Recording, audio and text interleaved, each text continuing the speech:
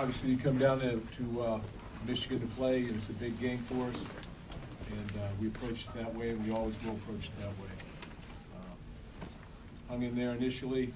I think the third quarter hurt us with the first interception, and then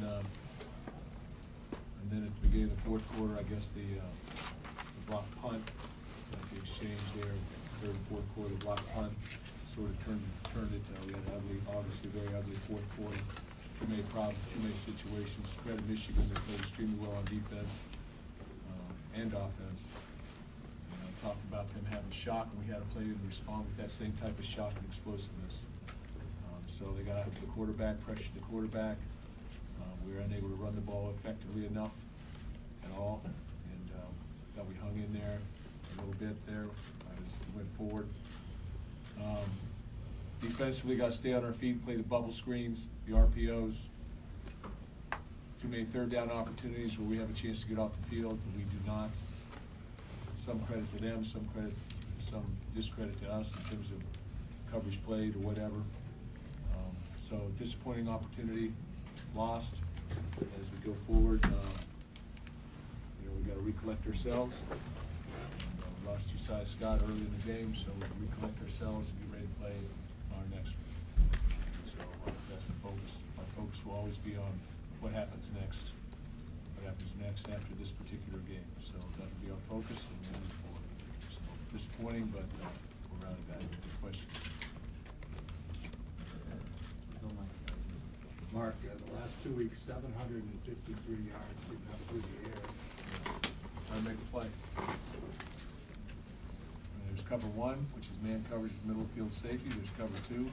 There's 2 deep, 5 under. There's drop 8, simulated things. There's zone pressures. We didn't hit the quarterback enough today. Did not sack him as I think about it. Maybe we sacked him once. Got to make plays on the ball in the deep part of the field. That's part of it. And you've got to have guys that can go up and make it on the offensive side. Obviously, they did that. 3rd and 20 or so, got to make a play on the ball. So that's not to sit there and say it's players or it's coaches. It's all combined. Mark, talk about the lack of discipline. You had the 30 yards of penalties and that one when you were kind of driving the game so high. And I know Jacob gets thrown out of the game late. Were you disappointed in some of those Disappointed in penalties? those because we talk about keeping our composure. I think the game was called close. I think it was called close in terms of by the referees, by the officiating crew, due to the everything that goes on in this game. So I think it was called close.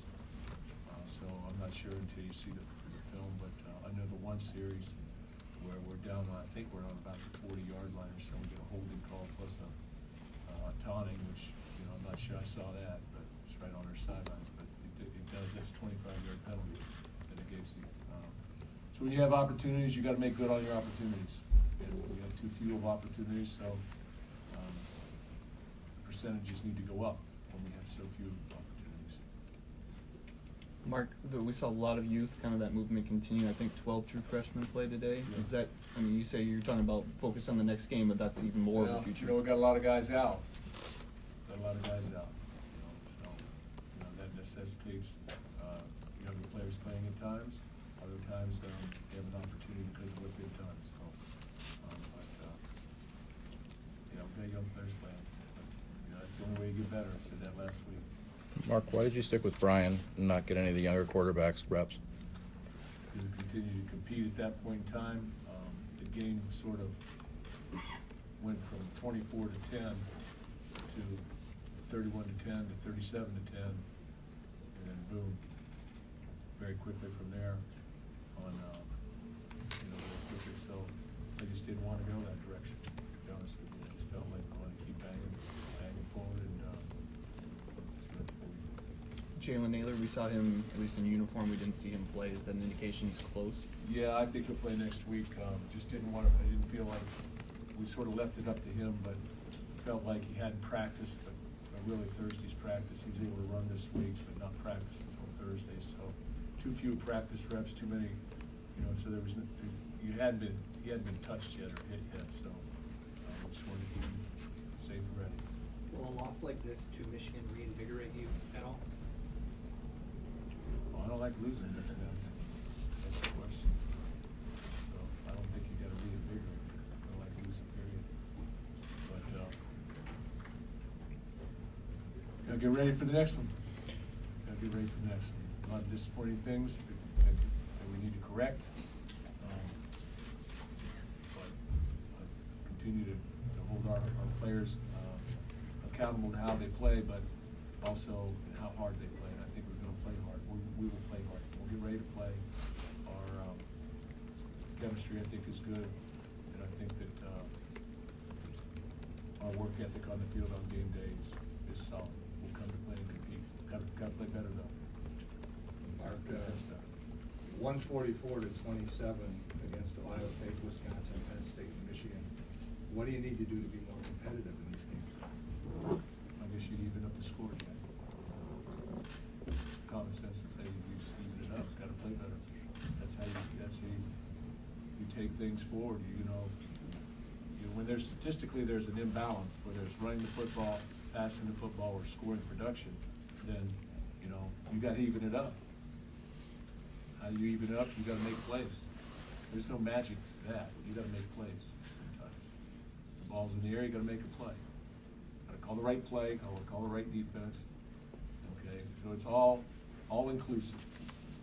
That's why they call it a team. It's all inclusive. And we're gonna stay together as a team, not point fingers, not point thumbs. And what point thumbs? You should point thumbs, but not point too many fingers and say it's this or it's that. You gotta collectively get on the same page and move forward. That's the only way we've ever tried to do this, so that's what we'll continue to try to do, even it up. Mark, without a win since the end of September, do you feel like it's as much mentally? I know there's execution that's not happening. I think, But I think success breeds confidence. Or, I do. I think that happens. When you're successful, you get hot, you get on a roll, those types of things.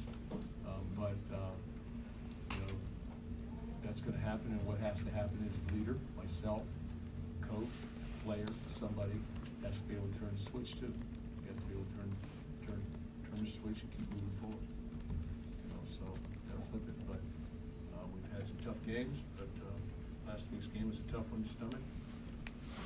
We played 4 good football teams, and we should be able to compete with them. Is Josiah anything you think is long-term or more of just a short-term injury? Or to move forward? I'm hoping short-term. It's possible. Back to what you said on Jack's question, why do you think it hasn't been all-inclusive with the coaching playing in these bigger games this year? With what? So why do you think it hasn't been all-inclusive with the coaching staff and players in these big games, and it's created that lopsided imbalance? Because of turnovers. I think my feeling is you've got to be able to make a big play, got to create explosive plays, and then negate explosive plays.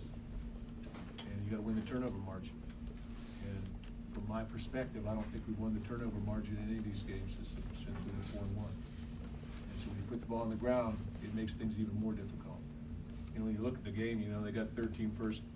We got 13 opportunities to get off the field. They got 13 opportunities to get off the field. So they were 8 for 13 as I look at this, which is far too much.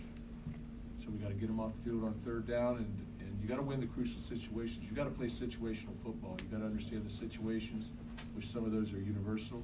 When I say universal, it's 3rd and 20. They're not usually going to throw the ball for a 3-yard route. They're usually going uptown. Okay, or there are certain things that are orchestrated throughout the week that say this is a universal. When they do such and such by formation, this is what they do. These are the things you have to defend, these 3 things. And conversely, on the other side of the ball, you need to look at things and say the same.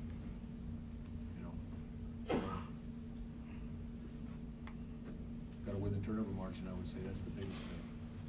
And you got to be able to run the football and stay balanced on offense. Mark, before the season, my sense was you really had high hopes for this group and liked this team a lot. And I'm wondering what you didn't see then that you're seeing now, what you didn't predict that's kind of transpired. Well, I didn't predict that we'd have 5 offensive linemen out. So, I didn't predict that we'd have 3 wide receivers out, or two of our better wide receivers out. Had a lot of injuries on our offensive side of the ball. We've stayed pretty much intact on the defensive side of the ball. I didn't anticipate they would throw the balls effectively as they have. Pretty much had their whole secondary back from last year. I would say it was a top 10 defense as a whole. Right now, we're not performing to that level as a group.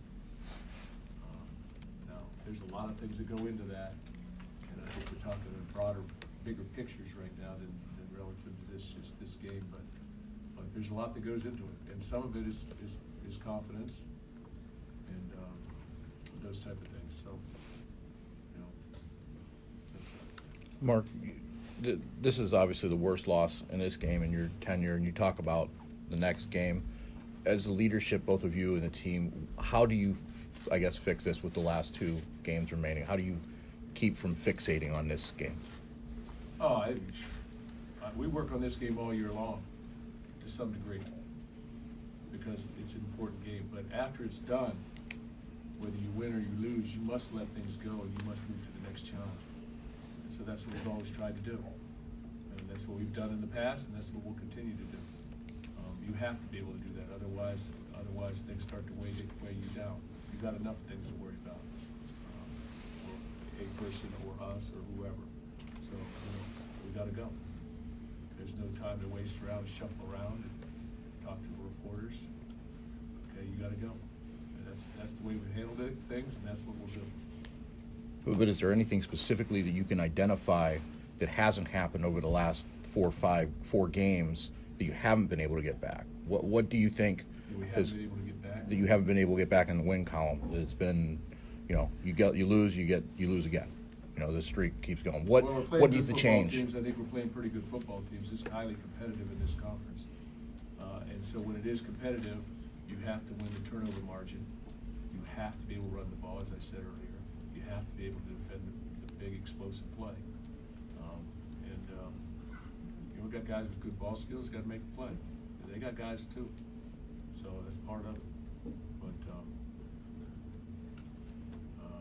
I'm not sure if I'm answering your question. I'm wondering less from a physical side, more from a leadership side at this point. Oh, from a leadership stand, you must stand vigilant. I think that's what leaders must do. You must stand vigilant, you must take responsibility, but you must stay the course too. And you must be strong. And I keep asking ourselves, just like I asked our football team. And I didn't ask them after this game, but how strong are you? How strong are you? Can you weather storms? If you can't weather storms, then this may not be the situation you want to put yourself in. So you weather the storm. That's whether you're a leader on this football team internally as a team member, or collectively as a coach and staff, or as the head football coach. So I'll weather the storm. All right, thanks, guys. Got to bring some players on that. Thanks, Mark.